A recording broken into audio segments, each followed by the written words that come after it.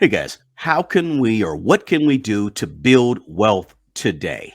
Now, what are some solutions? I want to talk about five things that we can do to build wealth today. So I want you to stay tuned for that because that's the key, the solutions.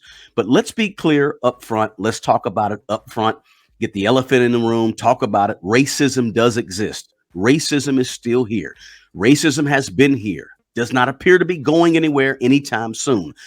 So let's not be bamboozled or fooled by any stretch of the imagination that racism, that is one of the causes of this wealth gap, that it has gone away because it really hasn't. It's still here. Now, there's also some classism in there as well. But, some things also have improved socially.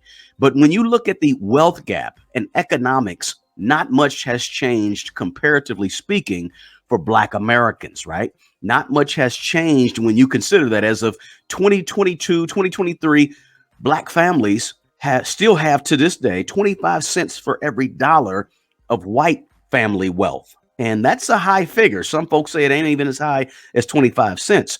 But, some would say it's much less than 25 cents for every dollar of white family wealth. We know there's been generational transmission of wealth that most Black families, not all, but most Black families since the founding of America have missed out on. There was 250 years of chattel slavery from 1619 to about 1865.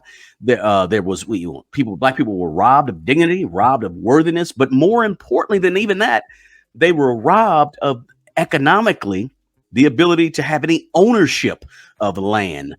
Blacks were robbed of the ability to leave generational wealth for families to come behind them. They were robbed of the ability to own resources. Blacks were robbed of the ability to be even seen as citizens enough to even partake in the economic American dream that so many immigrants have come here to partake in. So we know all of that. And we know that Blacks were used for labor. They were tortured. They weren't paid a fair wage or any wage at all for generation after generation after generation. We're talking about 8, 9, 10 generations sometimes, right? That's our families. That's our families. There's no sweeping all of that under the rug, but they're true. And those things existed. That's a part of our history in America. If you're a Black person in America, let's face the facts. Let's face that elephant about why Black people are behind in terms of wealth. Let's face that elephant in the room. Now, not all Blacks, again, but the vast majority.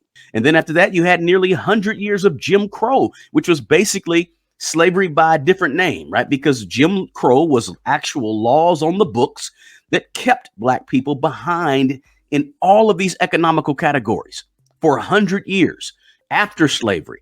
They were kept purposely behind. Then you had redlining and you had, continued discrimination everywhere you turn. Then you had mass incarceration where Blacks were unfairly sentenced for the same crimes to harsher penalties, right? Which robbed Black families of Black fathers, right? Which is another working adult, the potential for another working adult in many households.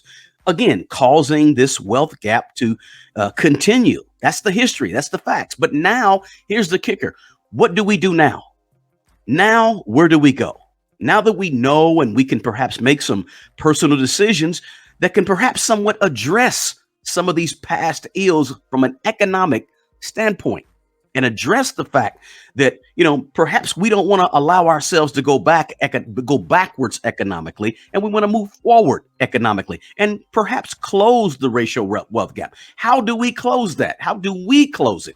And I say we as Black people because there's a good chance that nobody else is going to close that for us, right? We need to be looking forward and moving forward and saying now is a new day. What do we do differently to change the wealth gap that's been persistent for 300-400 years systemically? Many of the obstacles have been removed, believe it or not. They've been removed. And there are systemic obstacles still there. We know that, but a lot of them are gone, guys. Remember the issues, remember the history, know the history. It's critical and it's important. But then what are the solutions, right? What is the next move on this chessboard for Black Americans, right? Playing chess, not checkers. What is our next move? What can we do? We do. What can Black people in America do to build their wealth today? Now, This conversation is not to belittle the fight of those who want to go fight for equality and equal treatment and rights and social acceptance, right? If that's what you want to do, that's fine. It's not, I'm not against that. But we need to be working on the economical side of this equation because the economics is what's going to tie a lot of the other stuff together. We need to be working on finances and resources and ownership because, again, there's no help walking through that door. Current policy is not in the favor of Black Americans to close the wealth gap. History obviously is not in the favor to close the wealth gap. Politicians are not driving down the case for reparations on the Senate floor, right? They're just not doing it. Let's be realistic. Should they? Yes, obviously. If you look at all the history, reparations are due. We know that. But the key is that we can't allow our history to dictate the trajectory of our future economically, right? So here's some things to think about. 5 things that we can do to begin to build some wealth. Number 1, change the way we think about money. Stop believing that racism is just going to go away on its own through the benevolence of the group that's in charge. That's not going to happen. Right? History has shown you that, racism and the wealth gap is not going to be fixed by somebody else. Stop waiting on somebody else to actually do that for us. It's okay to fight and fight for, your equal rights and force and lobby and try to get policy change, and try to get reparations, but don't spend your efforts waiting on them. Because again, history doesn't show that they're coming in any significant way anytime soon. So because of that, it's okay to fight for, but understand at the same time, we need to be doing some things on our own, right? We want to stop waiting on other people to like or respect or accept, right? You don't need other people's acceptance to be economically in charge of where you're moving to as Black people in America. If people who don't look like you don't like you, move on. Right? But should it stop you from pushing and working and thinking that you can achieve? Absolutely not. You still got to have a mindset that says, even though these things happen in the past, even though there's a racial wealth gap, I can still compete. I don't have to wait on other people to try to help me compete. I can still go out there and compete. That's a whole mindset shift that we need to be thinking about doing. And, while we're changing our mind, at the same time, be buying Black, be buying resources and things and consumer goods as much as you can from Black Americans, because you're trying to close the wealth gap. And one of the ways you close a wealth gap is you start circulating the dollars amongst people that look like you, that have businesses, that have some ownership and things, and you're patronizing those people's businesses. So while you're changing the way you think, and you're changing how you think about money, right? And not waiting on the benevolence of other people to come to do anything for us necessarily. Now, I'm not saying you don't want legislation. You don't want reparations. Of course you want those things. And it's okay to fight for those things. But remember, there's a side in our mind that says we need to also be doing something at the same time for ourselves. Right? That's a mindset shift that we got to make sure we have. Number 2, the information is out there. Gather the information, gather the knowledge, right? About personal finances, about wealth, about taking care of your finances, right? Gather the new knowledge that you have to have. We have to be proactive and go out and get the new information and get the know-how. Right. And then share it with others in our community, in the Black community. Share it with our children first. Share it with our family members as well.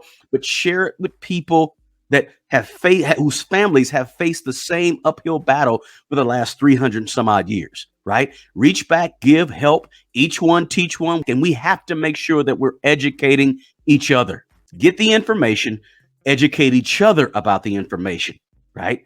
Ask yourself, are you taking advantage of the information that's out there to change how you behave with money, to change how you think about money? Are you learning all you can learn? Are you spending more time educating yourself than you are entertaining yourself?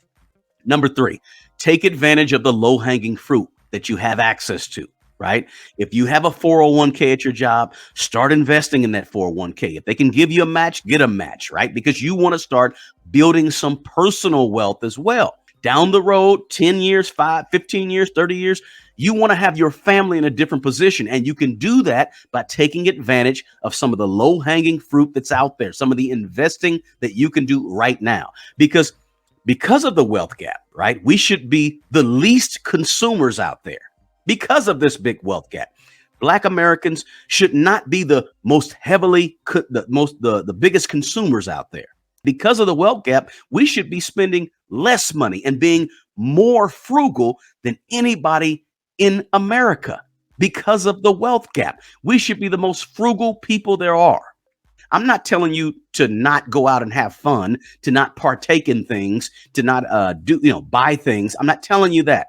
I'm just telling you that because of the racial wealth gap, we should not be the greatest consumers and the ones who's spending more than anybody else on entertainment, more than anybody else on all of the types of things that we spend on. We should also be, if we're taking advantage of low hanging fruit, we should also be participating in ownership as much as possible, participating and practicing entrepreneurship. Now, I know many, many, many Black people are doing this, right? But we should be the ones participating in the stock market at record levels and buying the dips without being fearful in the stock market, taking advantage of wealth building opportunities that our forefathers and our parents and grandparents and great grandparents, they couldn't do it because of Jim Crow, because of slavery, because of redlining. They couldn't take advantage of the things that we can take advantage of right now.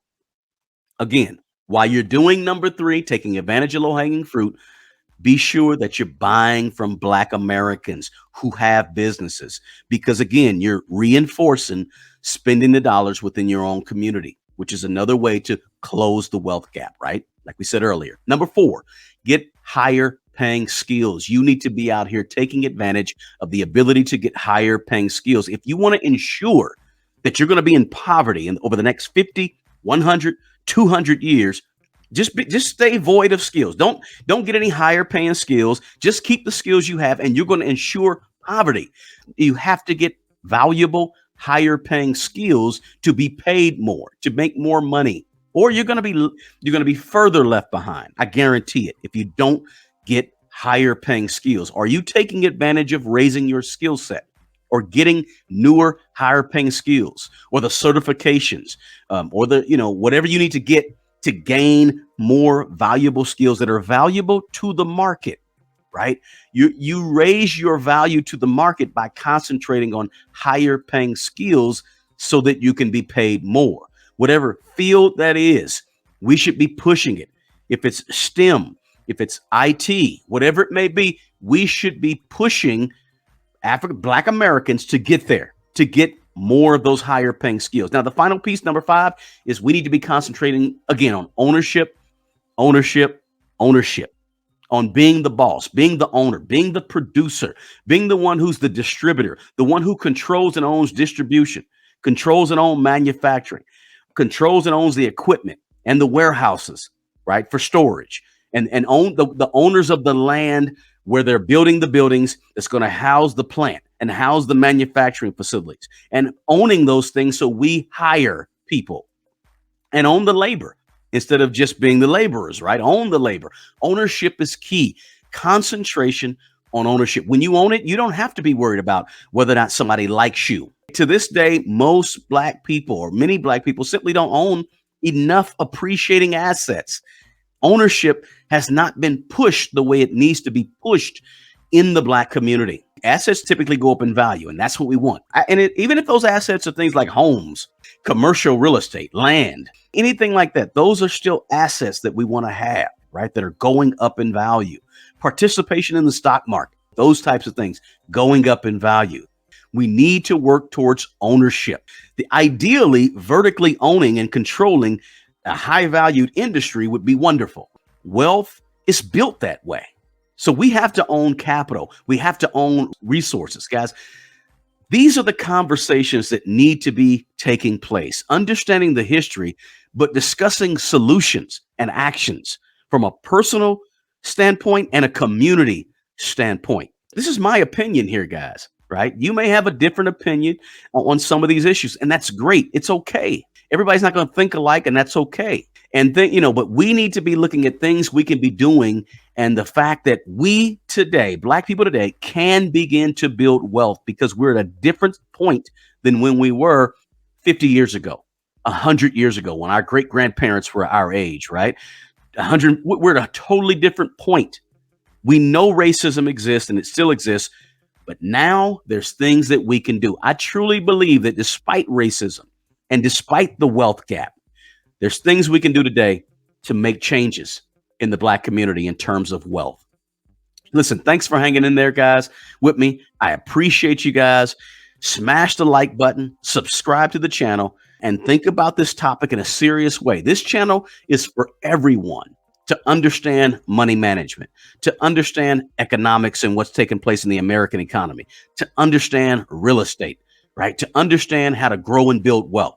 But as a Black person, from time to time, I'm going to look at some things from a Black perspective, right? Because Black people have typically been behind in terms of money. And I don't want to turn my eye blind to that and act like that doesn't exist, because it does exist. And every now and then I want to address it. And that's what I wanted to do on this video, address the elephant in the room. Listen, the best person to take care of the old you is the young you. Guys, take care of yourself. Take care of other people. Until the next video, peace.